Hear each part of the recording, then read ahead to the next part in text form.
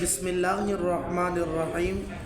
आज आपको सूरत यासीन शरीफ का वजीफ़ा बताता हूँ, जिसको आप मेरे बताए हुए तरीके के साथ पढ़ें। इंशाअल्लाह रिज़्क़ के मामलात जो है, रिज़्क़ की बंदिश वाले या नौकरी की रुकावट है या इस तरह के कोई भी मसाइल है, बीमारी है, तो इंशाअल्लाह ये ख़त्म हो जाएंगे।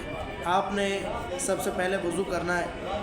वज़ू के बाद आपने कुरान पाक उठाना है, और ख़ास इनके जो वक़्त हैं, सबसे बेहतर तो यह है कि आप तहज्जुद के वक़्त पढ़ें सुबह सुबह, और तहज्जुद के वक़्त नहीं पढ़ सकते तो फिर नमाज इशा के बाद पढ़ें। ठीक है, नमाज इशा के बाद आप कुरान पाक उठाएं, और कुरान पाक उठाकर आप सूरत यासीन शुरू करें।